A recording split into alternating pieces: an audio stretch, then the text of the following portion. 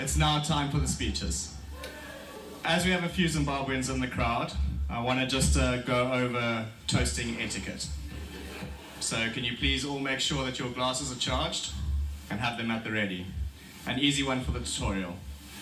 To the bridesmaids, who I think we can all agree look absolutely stunning this evening. To the bridesmaids.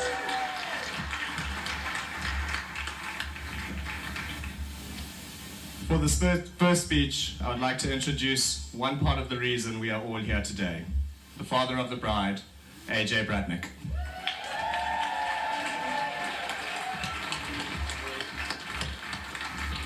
Hello. Okay. The funny table, keep quiet, okay? Can everyone hear me? Fornication. For an occasion such as this one, I'd like everybody to make sure that their glasses are all charged.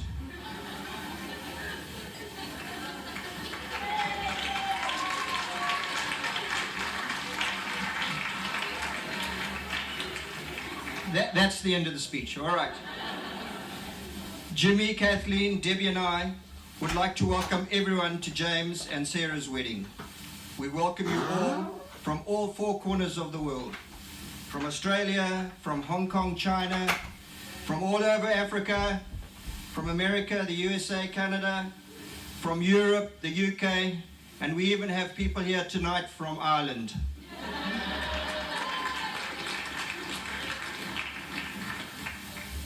We are all truly overwhelmed that you've all made this effort, and it's a testimony to your friendship with James and Sarah. Thank you very, very much. To all of those who don't know me, I'm AJ, the father of the bride, or the fob, old fob, whatever. And I'm the proudest father of the bride in the world today.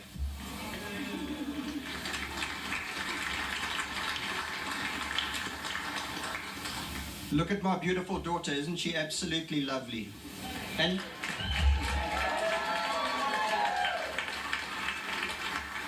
And James, you look lovely as well.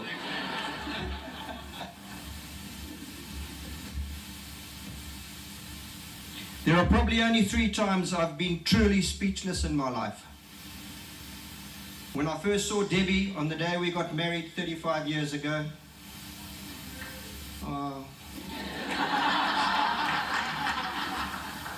When I saw Sarah and James today looking absolutely radiant and stunning in this beautiful setting. And just now when Sarah told me how much this whole thing's going to cost.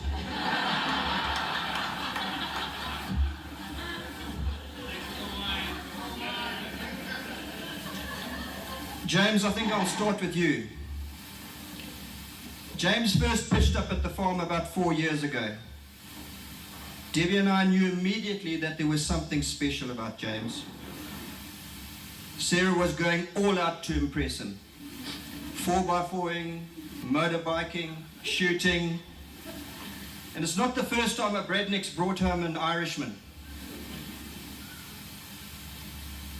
After watching James shoot, I began to think that we had been properly infiltrated by the IRA.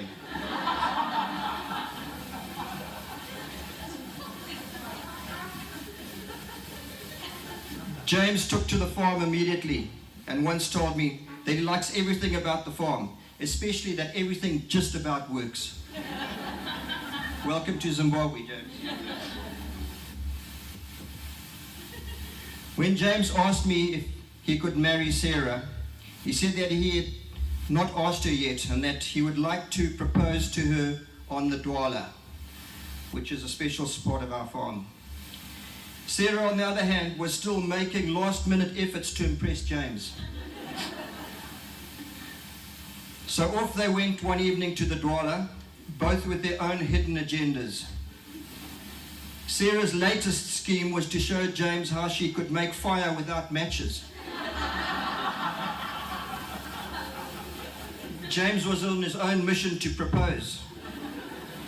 Debbie and I had been instructed by James to arrive exactly 30 minutes later. Well, Sarah could not get the fire going. she couldn't, could she?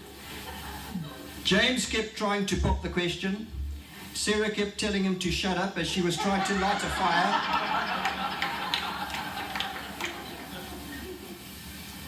The whole situation was fast becoming a hamors, as they say here in South Africa. The minutes were ticking by. James could hear us arriving at the base of the dwala, and then miraculously the fire burst into flames. James was now suitably impressed and popped the question. Sarah said yes. I think she gave a high five. I don't know if it was because of the fire or because of the ring. And the celebrations began. Sarah.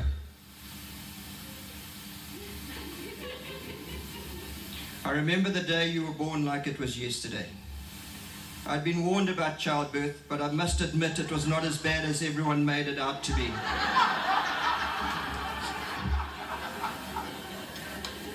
It was quite bearable, actually, except for the noise.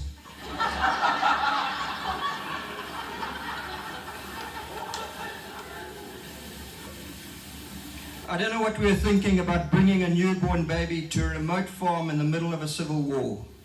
But from the moment you were born, you have filled our lives with so much joy, laughter, and happiness. You brought a light to us all in those dark days, and it still continues to this day. When the staff hear that Sarah is coming to the farm, you only have broad smiles, and there's joy on everybody's faces. Sarah has the unique ability to make everybody around her a better person, and that includes her parents.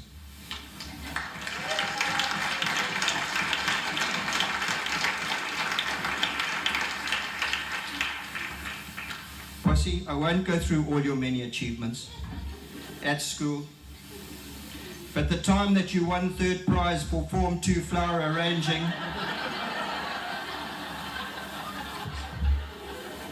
does come to mind. Your mother's pride knew no bounds.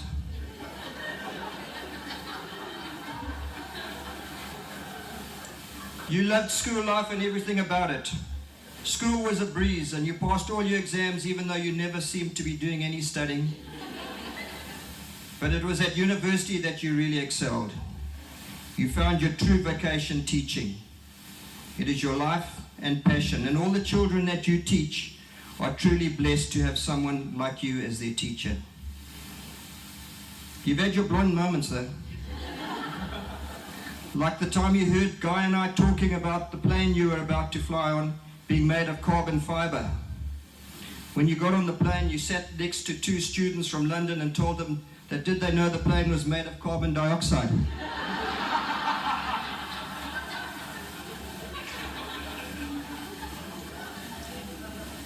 Or the time when my great-aunt in Cornwall was discussing our family tree. She remarked that our great-great-grandmother's maiden name was Pope. Sarah's ears picked up and said, "Was Granny a Pope in the Catholic Church or the Anglican Church?"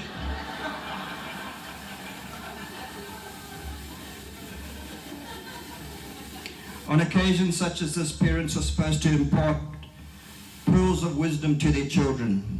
But in this day and age, when the younger generation seems to know more than us, and where we are also still learning, I'm at a bit of a loss at what to say. However, I will say that life is all about making decisions and choices. Today, you both made the most important decision and choice in your life, bar none. Nothing comes as important as what you've decided today. Everything else is not as important as the choice you have both made and as to who you will spend the rest of your lives with.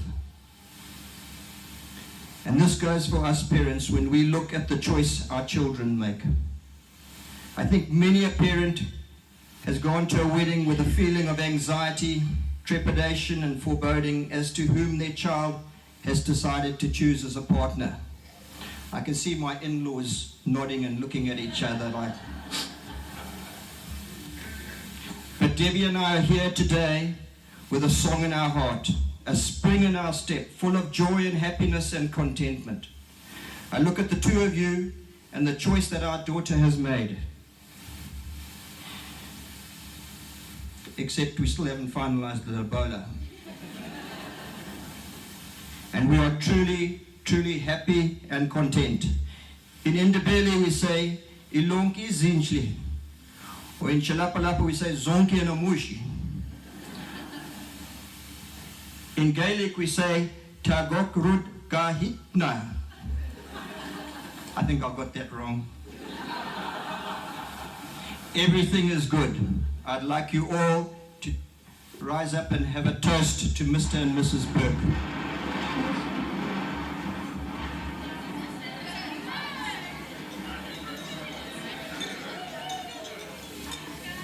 Cheers.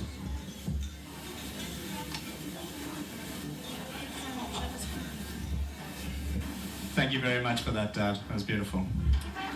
Next up, we have the father of the groom. And from the time that I've spent with the Burkes, I know that